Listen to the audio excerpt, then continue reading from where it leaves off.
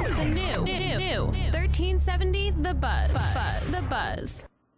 Welcome, listeners, to Suki Says on WBZH. We're going to start off tonight's show right with my first guest caller, Kristy Swanson. She played the original Buffy, the Vampire Slayer, and had roles in Ferris Bueller's Day Off and Big Daddy. And this summer, you'll find her at Philadelphia Comic-Con. Kristy, how are you? I'm really good. How are you? Can you hear me okay? Yeah, I can hear you great, honey. Oh, great. Are you excited for Wizard's World? I'm very excited for Wizard World. I always love coming out and meeting people and fans, and, you know, it's just, it really is a good time, and, you know, I just always have fun doing that. What are some of your favorite things to autograph? Because I know the different things get brought in. Mm-hmm.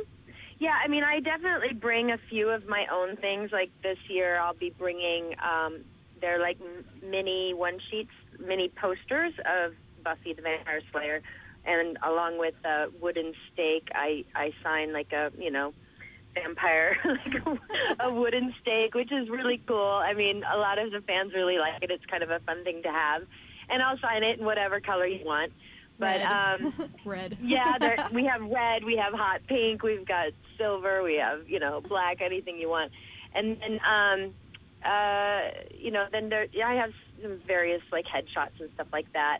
But then people usually bring in, you know, their DVDs of Buffy. I've even had a few VHS, you know, tapes come my way. Oh my gosh. You know, I mean, I've seen things like Deadly Friend, you know, the Wes Craven film that I did, Ferris Bueller. I mean, people will just bring like maybe any DVD of a film that I've been in, and they'll just bring it, and I just, you know, I'll sign the outside, but I also sign the actual disc itself, which is kind of fun thing to have, you know. That is cool. Does anybody ever ask you to do the Ferris Bueller line? Because I can't even remember it. Oh yeah, I get asked that all the time, and you know, it's a line that I'll never ever forget. I mean, I'm 42 now. I was 15 years old when I did that film, and I will never forget that line. I still can do it to this day. And someone told me that they had it as their ringtone, and I was like, what? How do you get that? I want to get that. Where do I find that? You know you're famous when your voice is a ringtone.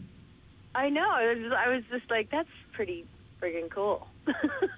So you mentioned a bunch of stuff just now, but you've done a little bit of everything from comedy to killing. Like, do you have a favorite genre or flavor when it comes to films and projects? Like something you prefer to do, or not prefer, but that you like more, find tastier? You know, I wish I could say I like one more than the other, but honestly, I'm such a variety girl that, and you know, I take great joy in the fact that I can do, or you know, that I like to do drama, comedy, sci-fi, horror. You know, I like to mix it up, you know, because if you're doing the same thing all the time, no matter what it is, it just gets a little mundane, you know. So I like mixing it up. But you know, it's funny when you're doing a drama, like a story that's really, you know, dark and really depressing and kind of a downer.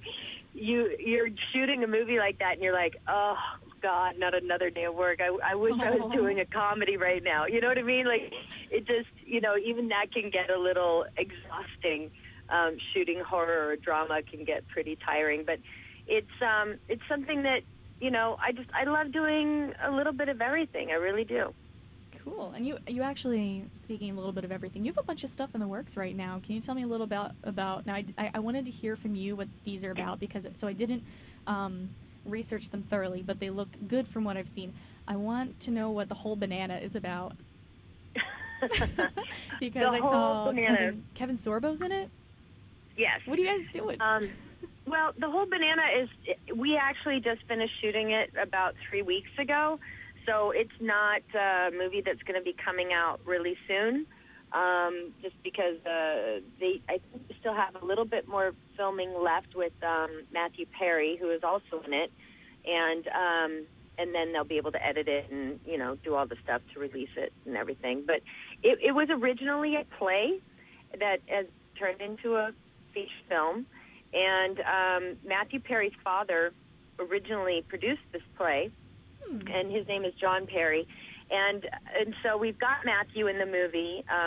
He's playing Apollo, the Greek god Apollo.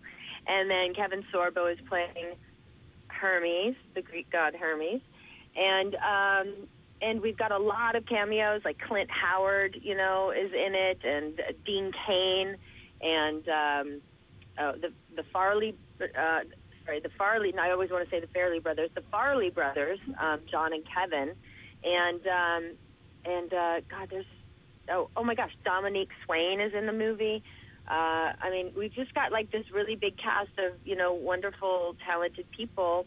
And, I hope it's good. It's sort of like a comedy, drama, and sci-fi all mixed together, to be honest with you. And so, that sounds really crazy, but it kind of works. No, I like it. And I like the myth, like the... Yeah, the mythological... Yeah, is that even mythology. a word? Yeah. I like mythology. That's the word. Okay. We're having a smart day. Yeah, we're both totally. having a day. Dictionary mouth all the way. All right. And then you are also... what's this web series that you're going to be in? Oh, the web series. Well, you know what? Web series is... and they're called webisodes instead of episodes. That's really the new thing now. It's one of the big new things. It's, it's a little young at the moment, but it's just going to get even bigger. Because you can watch things on your iPad now, or they're putting Wi-Fi into TVs or flat screens. I don't even think they're called TVs anymore. But, you can basically see your favorite show on the web. And this is a company called Vugaroo that Michael Eisner, you probably remember Michael Eisner, who ran ABC and Disney, and he's got this company called Vugaroo. So we shot this web series.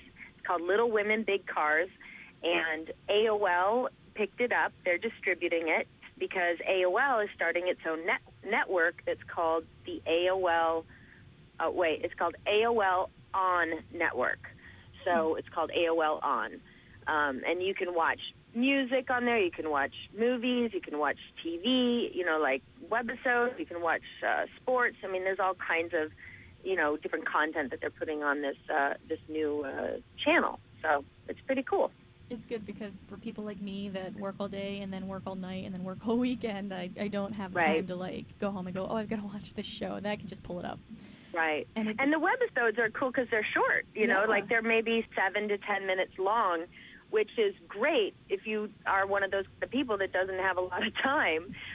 But the downside to that is that once you've seen like 7 or 10 minutes, you're like, wait, I want more. You know what I mean? I want to see the next one, which is kind of cool, though, And it actually airs in a week, doesn't it? Yeah, May 7th is when they, I guess, launch it, and I don't think they're going to launch all of them at once. I think the first one's going to come out, and I don't know how many times it will air or when the second one comes out, but I'm sure AOL will let you know because even I don't know right now. I should find out within a week, right? Yes. Yeah. Tell me a little bit about your involvement. I wanted to touch on this just because I thought it was really, really cool, and I wanted to bring it up no matter how much time we had. But tell me about your involvement with Iraq Star Foundation. Well, Iraq Star, I was involved with that organization a few years back. I'm not involved with them anymore like I was. I sort of moved on to some other different things that involved wounded warriors and men and women who serve our country, even their families, their wives, their kids. I kind of dive into anything that is needing, some fundraising or help or whatever. Even a trip to, Afghanistan I've done on the USO tour with Gary Sinise, which was just an amazing experience, and, they so much appreciated too, which was really cool. But Iraq Star was something that I got involved with through the Dr. Phil show. They were also fundraising for it, and I got involved and came up with this concept to have Orange County Choppers build a bike for us and make an episode and, sell it and raise some money for the foundation. And then we did, a big gala event in Los Angeles and a bunch of stars and, celebrities came out for that, and we raised money, and, it was really good. It's a great organization that's doing wonderful things for our soldiers, who have maybe a facial, deformity or something that the normal hospital can't fix. They need plastic surgery, if maybe their ear or their eye or whatever might be messed up, they can fix it with plastic surgery, and so that they feel comfortable, it's just an unfortunate situation where, our men and women are, going to battle, and we need to be there for them when they come back, Yeah. So. Now, one of our staff members here kind of had, I don't know what to call it, like an episode or an attack when he found out I was interviewing you. And, oh, really? Yeah, I distinctly remember him saying something along the lines of, oh my gosh, in that little varsity jacket, oh my God, I melt. So, the question is it tough being that hot? That you make guys' faces melt? Oh my gosh, he's talking about the varsity jacket from Buffy? Yeah. That was like 22 years ago. Well, he was coherent enough that when it came out, he was a big fan. Oh, that's so sweet. Well, that, I'm totally blushing right now, and thank you so much. Please tell him thank you. I will. I don't know how to answer that question. That's okay. I'll move on to another all one. I can say is it's making me blush. I don't know. What about Psych? Have you watched that show, Psych? Yes, do you know because about that show? Sean and oh my gosh, and they yes. That yes, is a great show. Dule Hill and they're awesome guys. I love them. I have major crushes, but I'm not going to tell you on who. Okay. Well, I did that show twice last year, and my 2 episodes aired this year. I did the Halloween vampire episode where I was a vampire suspect, which was kind of funny, and then I go to prison, and I did an episode where I was in prison. So we're coming back this season. I'm going to be doing another one this season as well. So I really love doing that show. It's a lot of fun. See, here's my thing. I've seen all up until this past season because the shows that I watch, I tend to get really antsy when I don't know what's happening in the next episode. So I'll save up. So I've got the whole this season I have to watch episode after episode. So I'll watch 20 episodes in a row on a day off.